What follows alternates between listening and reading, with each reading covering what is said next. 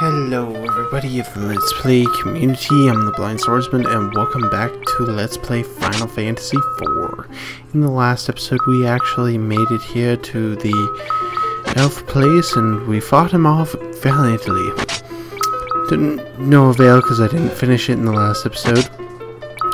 In this episode I'm starting from this part because I figured, you know what, let's just start from getting our equipment on there and then we can go from there, because like I said, it just didn't pan out in the cards that we finished the boss in the last episode. So I figured instead of just going through the motions, going through other stuff, we might as well just fight him off, so we're just gonna fight him off and try to attack him and stuff. Now as you remember, we just kind of wailed on him and everything, and I gave a preview of what basically happened at this point, where he couldn't hit us and we could just set things on fire and attack, and it was pretty simple. Well, he's setting things on fire, but we could do basically whatever we wanted to, and that would be what we would have to do to beat him. So we're just going to continue with what we're doing. I just happened to start over because it's kind of a pain to kind of see what we've been through, and kind of if you've forgotten. Oh, now you won't forget. Now that tornado is nasty. That's the only real spell that's nasty that he has. It's kind of gross. But just like I said, throughout this playthrough, most of the time I've had it to where it was only Cecil in the mix and no other person in the mix. It was pretty sad. So, and sometimes I would die pretty profusely, and it sucked. So. And of course, I got the hex and everything. But pretty soon here, probably in the next few turns, as you recall, we actually turn him into his actual form, which is a weird dragon thing. And the reason why I didn't show it in the last episode is I died. So I died in the last episode. And since I died in the last episode, I didn't want people to see how embarrassingly bad that I am at this game. So I cut it out. I cut out the death. So you're welcome.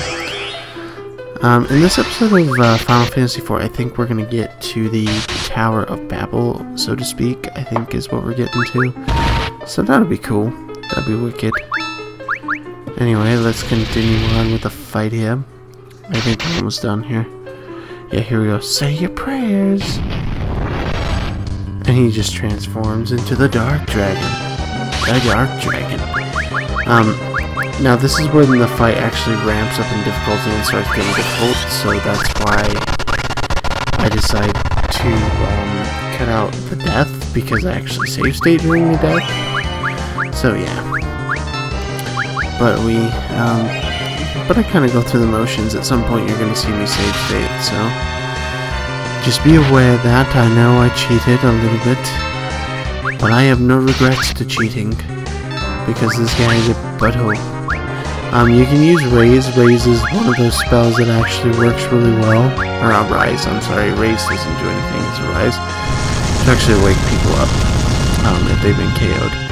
But, he does some pretty nasty attacks, so that's why I say he's not that easy. I was stating that he was easier in the last episode, and he's not really. This part isn't. The elf is pretty easy, and that's kind of what more I meant. So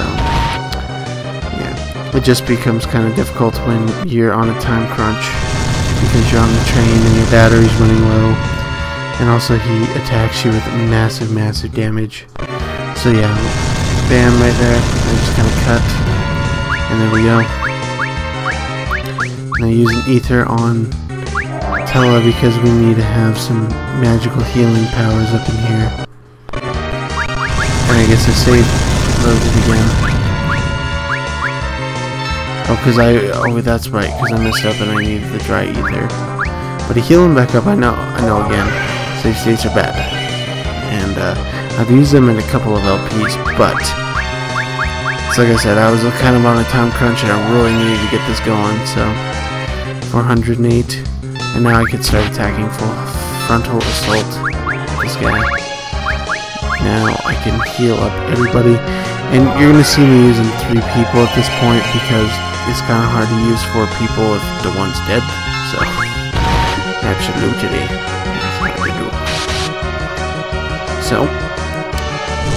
So attacks, and we got all this mess going on.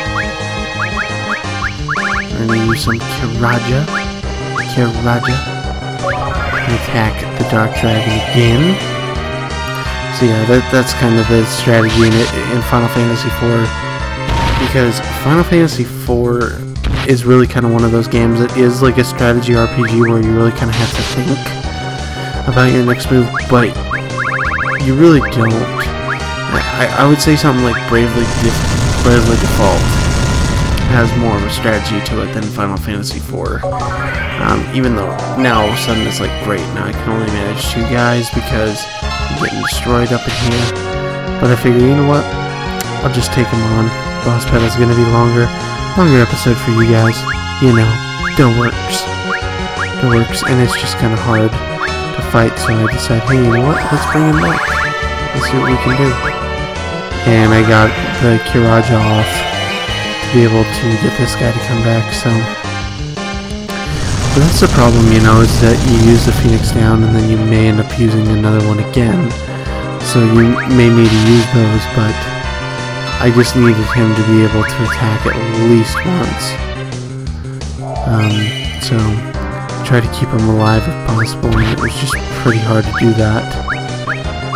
And all of a sudden I'm like, crap, Natella is out of stuff. I gotta do this.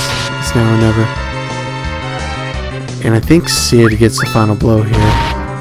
Yeah, there we go. 2,000 experience points. This cannot be what the crystal my eternal life should have. Yeah! And he dies. Thank you, Edward. Alright. Everyone's dead. Let's heal everybody up that we can. And make everyone that we can healthy. Yeah, I'm out of Phoenix Downs. That's no good. Alright, so we're going to use the Arise spell. Wait, I can't use the Arise spell. Oh, yes, I can.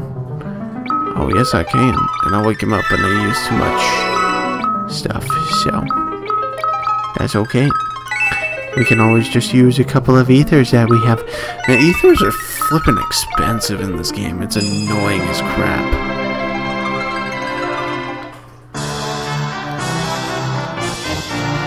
I'm very late to this, but we got the Earth Crystal. Alright.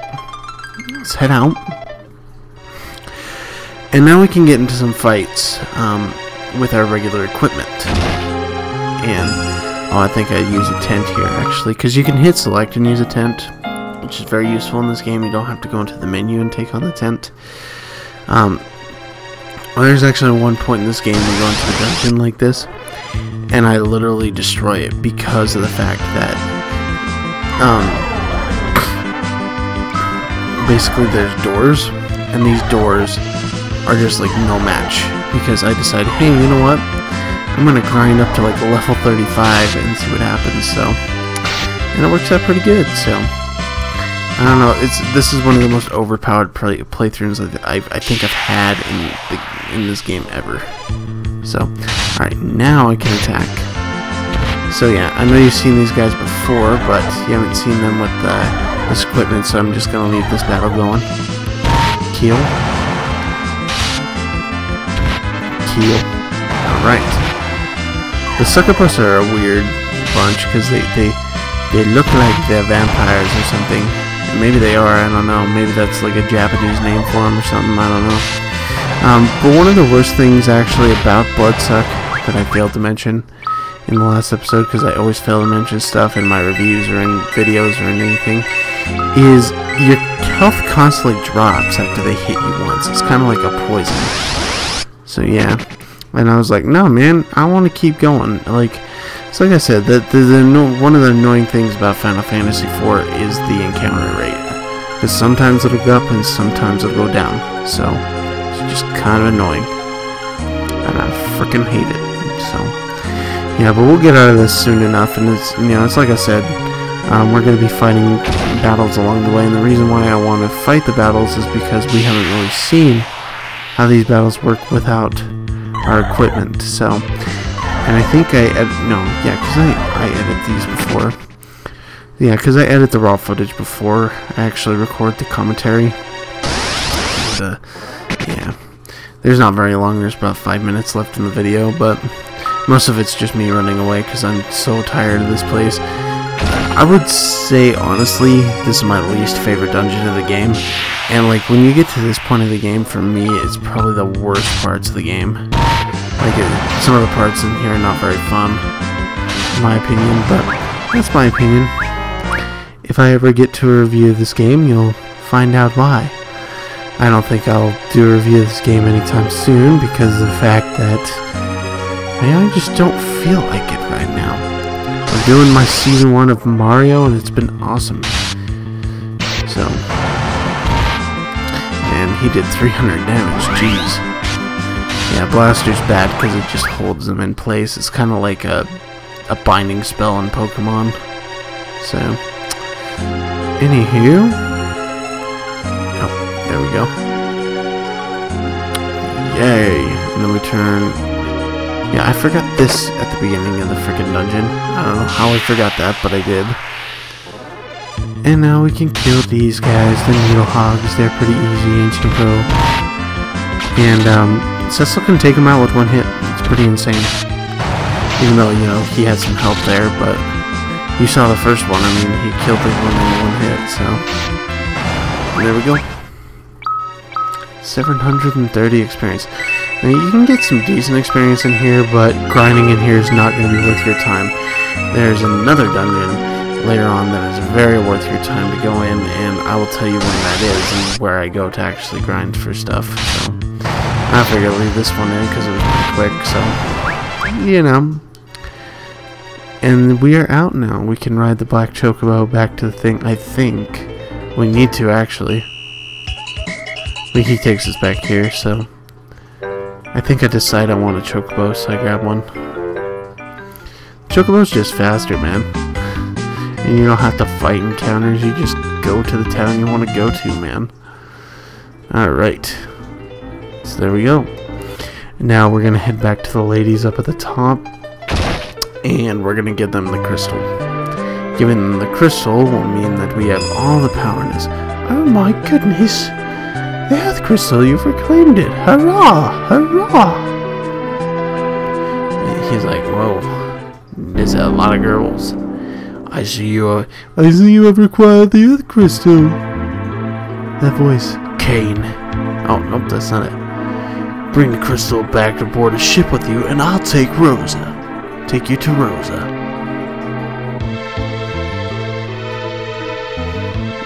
Now? And I don't think I can move at this point, that's why I stopped. It could have been early in the morning too, I don't know. Like, when it's early in the morning and I try to record these, sometimes like the game gets kind of boring in some spots, and so I'm just falling asleep trying to record this. But we go up into the air, and we'll get some cool CGI cutscenage here. Well, after this. Where's the Earth Crystal? Where's Rosa? In the Tower of Zot. Follow me.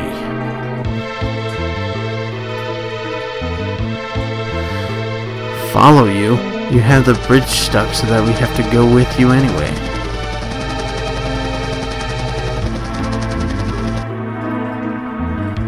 Yeah, I've always enjoyed the little 3D things on this particular thing, so yeah, so we're getting right there. Now, first, Master Gobez would like to meet you. Go, Bass! Well done, Cecil. You've exceeded my expectations. Wretch, show yourself. Rosa stands beside me atop this tower. Bring the crystal here and we will make a trade. She better be safe. You must hurry if anything happens to her. So that's actually going to do it for the video. I'm seeing some of the footage from the next video, but that's going to do it, folks. I'd like to thank you all for watching. I'm the Blind Swordsman. I will see you in the next episode of Let's Play Final Fantasy IV, where we're going to do the Tower of Zot, get through most of it. Take care, everybody, and have a fantastic day.